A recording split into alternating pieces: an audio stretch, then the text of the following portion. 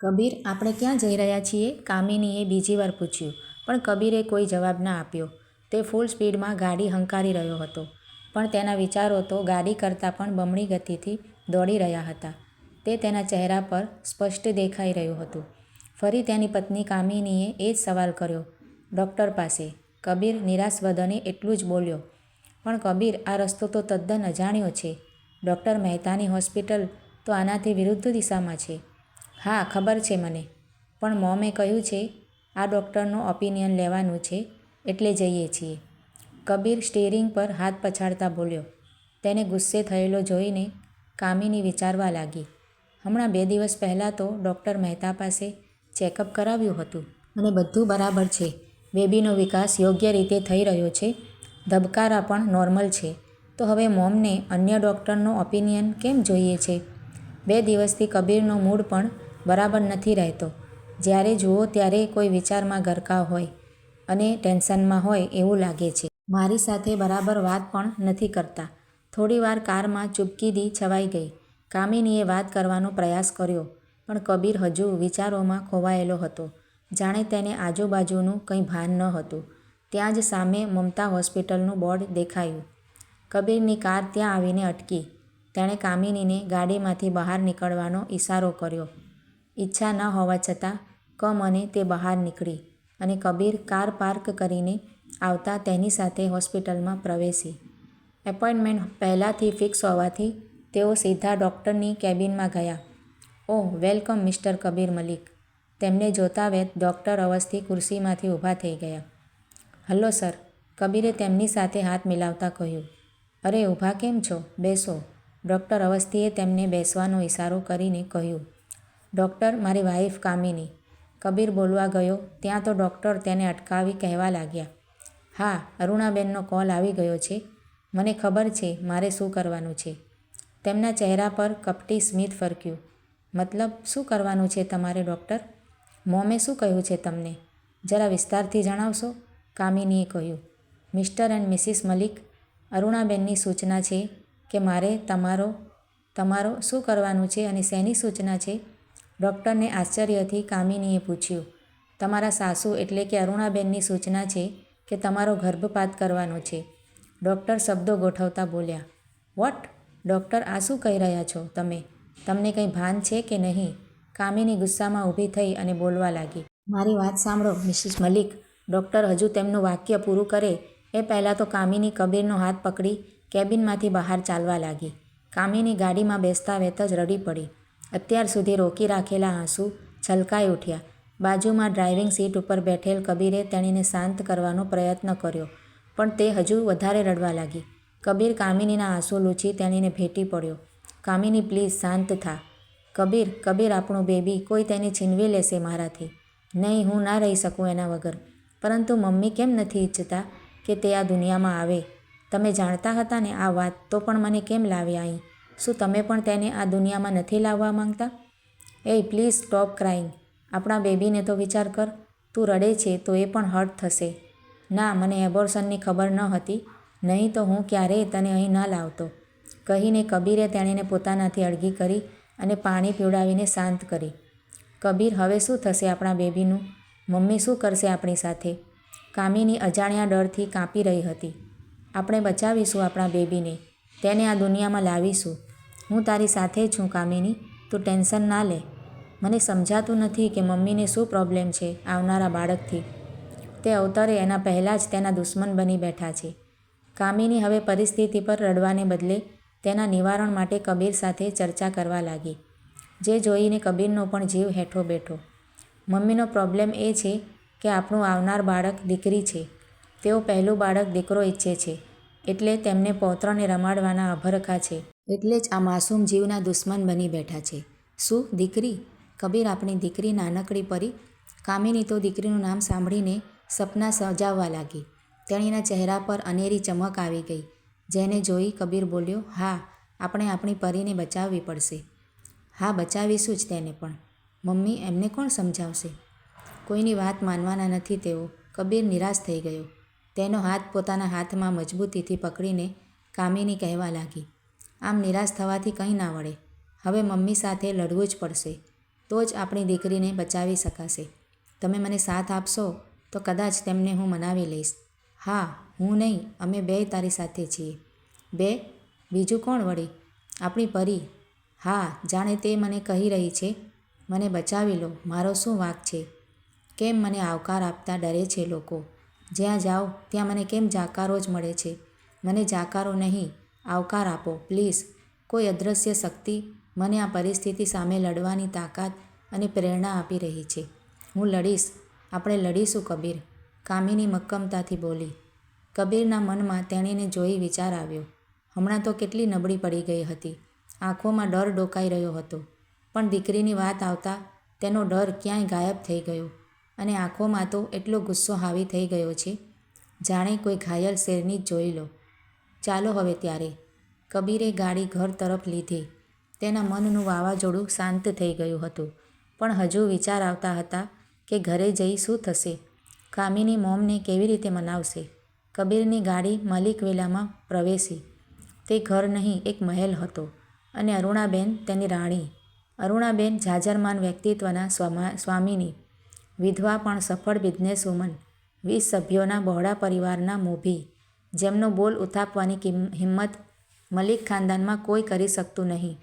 કબીર અને કામિની તેમના મહેલ જેવા આલિશાન ઘરમાં પ્રવેશ્યા. તેમને ઘરમાં આવેલા જોઈ ભવ્ય સોફા પર બિરાજમાન અરુણાબેન ઊભા થઈ ગયા.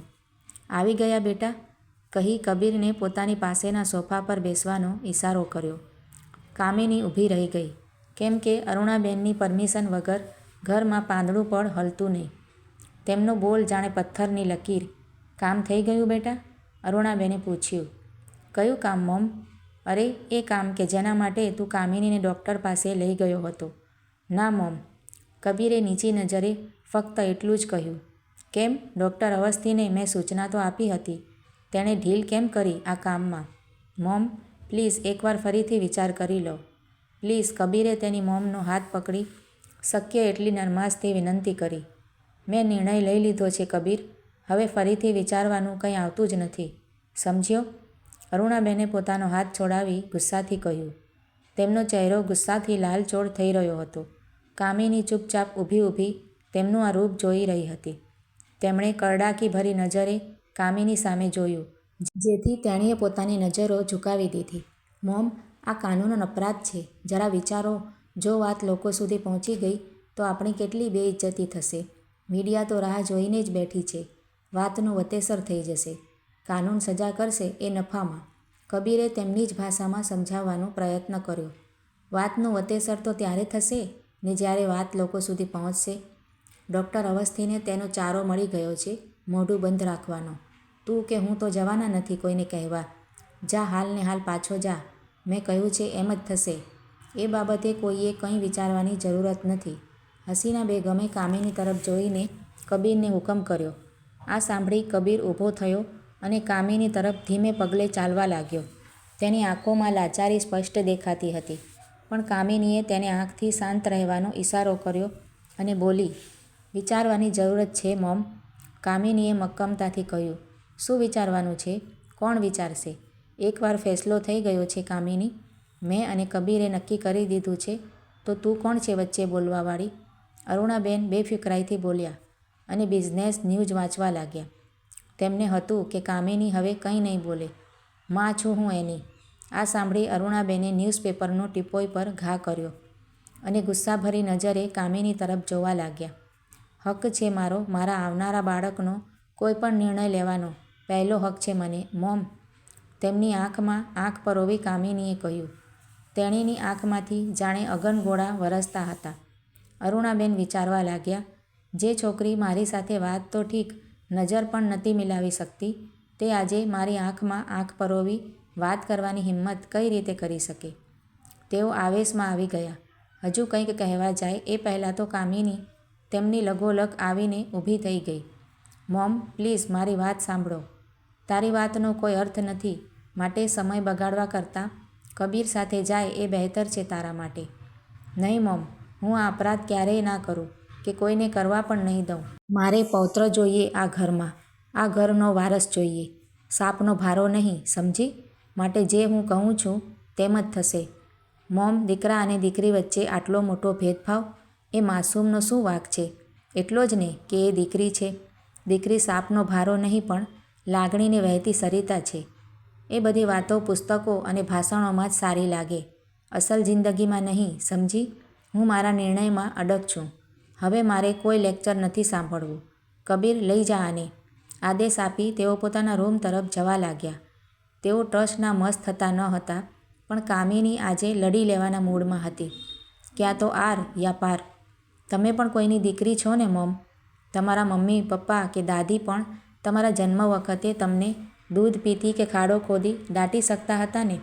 પણ નહીં, તેમણે તો તમને ખુશી ખુશી આવકાર આપ્યો અને પરવરિશ કરી. આજે એક સ્ત્રી જ સ્ત્રીની દુશ્મન બની બેઠી છે. મોમ, બાળકના જન્મ અને ઉછેર માટે માં જોઈએ છે, હેતાળ દાદી જોઈએ છે, વીરાને લાડલી બહેન, સાસરીમાં સહિયર જેવી દેરાણી કે નણંદ જોઈએ, માં જેવી માસી જોઈએ, દાદાની હુબહુ છબી ફોઈ જોઈએ. ઘરને શોભાવે અને બધાનું ધ્યાન રાખે, ખાનદાનને વારસ આપે તેવી કરોડોમાં એક હોય એવી વહુ જોઈએ છે બધાને. પણ દીકરી કોઈને નથી જોઈતી. કેમ? આ તે કેવો વણલખ્યો નિયમ છે સમાજનો. લોકોની માનસિકતા એટલી હદ સુધી નિમ્ન થઈ ગઈ છે કે આટલો મોટો ગુનો કરતાં એકવાર અચકાતા પણ નથી. બોલતા બોલતા કામિનીની આંખમાં આંસુ આવી ગયા. તેણીની આ વાત સાંભળી અરુણાબેનના પગ રોકાઈ ગયા અને તેઓ વિચારમાં પડી ગયા. મોમ, તમે એમ વિચારો છો કે શું વાંધો છે ભ્રૂણ હત્યા કરવામાં? પણ એ તમારી ભૂલ છે. તમને લાગે છે એક ગાંઠ તો કઢાવવાની છે, પરંતુ તે નિર્જીવ ગાંઠ નથી કે તેને નિર્દયતાથી કઢાવીને ગટરમાં વહેવડાવી દઈએ. પણ તેમાં એક નાનકડો જીવ ધબકે છે, જેનું સર્જન એ ભગવાને કર્યું છે, જેણે મને, તમને અને આ આખી સૃષ્ટિને સર્જ્યા છે. માનવ હત્યા કરવાનો જે ગુનો લાગુ પડે છે એટલો જ ગુનો ભ્રૂણ હત્યાનો પણ છે મોમ. માનો કે તમે પૈસા આપી આ દુનિયા અને તેની અદાલતમાંથી છૂટી જશો, પણ જ્યારે સમગ્ર સૃષ્ટિના માલિકની અદાલતમાં હાજર થશો ત્યારે શું જવાબ આપશો? છે કોઈ જવાબ?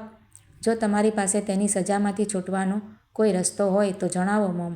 આપણું શરીર, આત્મા બધું તેની અમાનત છે. તેણે જેવું અર્પ્યું છે તેમાં વધારો તો ન કરી શકીએ, પણ તેને સાચવી તો શકીએ ને. આ નાનકડો અંશ પણ તેની દેન છે. હું અને તમે તો ફક્ત એક નિમિત્ત છીએ તેના પાલન પોષણનું. પણ બધાનું પાલનહાર તો ફક્ત એ જ છે મોમ. આપણે કોણ છીએ તેના નિર્ણયનો અનાદર કરવાવાળા? કામિની ઉગ્ર સ્વરે બોલી રહી હતી. ઘરના દરેક સભ્યો તથા ત્યાં એકઠા થઈ ગયા હતા અને આ ઐતિહાસિક પળના સાક્ષી બની રહ્યા હતા. કેમ કે દરેકે જિંદગીમાં પહેલીવાર અરુણાબેનને ચૂપચાપ કોઈની વાત સાંભળતા જોયા હતા. નહીંતર આજ સુધી કોઈની મજાલ ન હતી કે તેમની સામે ઊંચા અવાજે કોઈ વાત પણ કરે. કામિનીએ આટલેથી ન અટકતા બોલવાનું ચાલુ રાખ્યું. બધા એક ચિત્તે તેણીની વાત સાંભળી રહ્યા હતા. મમ્મી, જેમ તમે પૌત્રને રમાડવાના સપના જોઈ રહ્યા છો, તો શું એ નાનકડી પરીની ઈચ્છા નહીં હોય આ ખૂબસૂરત દુનિયાને જોવાની, તેની કિલકારીથી આપણા ઘરને ગુંજવવાની, મા બાપની આંગળી પકડીને ડગલા ભરવાની? તે પણ સપના સજાવતી હશે ને કે હું આ દુનિયામાં જઈશ, બધા મને લાડ લડાવશે અને હું બધાની લાડકી બનીશ, મારા મા બાપના જીવનને મહેકાવીશ, કોઈની બહેન તો કોઈની લાડલી પૌત્રી બનીશ, દીકરીથી લઈ માતા બનવા સુધીની કઠિન પણ ખૂબસૂરત જિંદગી જીવીશ. હું એકલી જ કેટલા કિરદાર નિભાવીશ. એક સફળ સ્ત્રી બનીશ અને મારા પરિવારનું નામ ગર્વથી ઊંચું કરીશ. લાગણી, પ્રેમ, કરુણા, મમતા, સ્નેહની મૂરત બનીશ. કામિની બોલતા બોલતા અટકી ગઈ, કેમ કે અરુણાબેન તેણીની પાસે આવીને ઊભા રહી ગયા હતા. તેમણે પોતાનો હાથ કામિની તરફ લંબાવ્યો. કબીર કંઈક કહેવા ગયો, પરંતુ અરુણાબેને હાથનો ઈશારો કરી તેને પણ અટકાવી દીધો. બધા વિચારવા લાગ્યા કે નક્કી આજે આવી બન્યું કામિનીનું. પણ તે લોકોની ધારણાથી કંઈક ઉલટું જ દ્રશ્ય ભજવાઈ ગયું, જે નિહાળી બધાના ચહેરા પર ખુશીનું એક મોજું ફરી વળ્યું. મને તારા જેવી જ શેરની જોઈએ છે આ ઘરમાં બેટા. અરુણાબેન કામિનીના માથે વહાલથી હાથ ફેરવી આંસુ ભરી આંખે તેણીને ભેટી પડ્યા. કામિનીને પહેલાં તો માનવામાં જ ના આવ્યું કે આવું બની શકે ખરું, પણ અરુણાબેનનું ડૂસકું સંભળાતા તે પણ ભાવ વિભોર બની ગઈ. તેણીની આંખમાંથી પણ આંસુ વહેવા લાગ્યા. બધા સાસુ વહુનું મિલન જોઈ રહ્યા. બેટા, મને માફ કરી દે. નહીં મમ, મોટાઓએ નાનાથી માફી નહીં માંગવાની, પણ એમને આશીર્વાદ આપવાના હોય. સાસુ વહુ એકબીજાને ભેટી પડ્યા. કબીરે તેમની પાસે આવીને ખોખારો ખાઈ તેમનું ધ્યાન પોતાની તરફ ખેંચ્યું. અરુણાબેન તેની સામે શર્મિંદગી મહેસૂસ કરવા લાગ્યા. તે તેમની આંખોમાં સ્પષ્ટ જણાઈ આવતું હતું. પણ કબીર તેમને ભેટી પડ્યો, જેથી તેમના મનનો ભાર હળવો થઈ ગયો. પરિવારના બધા લોકો તેમની પાસે આવી કામિની તથા કબીરને શુભેચ્છા આપવા લાગ્યા. પછી તો અરુણાબેને જાતે જ બધાનું મોં મીઠું કરાવ્યું. મિત્રો, આ વાર્તા તમને કેવી લાગી છે તે કમેન્ટ કરીને જરૂરથી જણાવજો. અને જો સારી લાગી હોય તો વિડીયોને લાઇક શેર કરીને આવી જ બીજી વાર્તાઓ જોવા માટે મારી આ ચેનલને સબસ્ક્રાઈબ જરૂરથી કરજો. વિડીયો જોવા માટે તમારા બધાનો ખૂબ ખૂબ આભાર માનું છું. Thank you.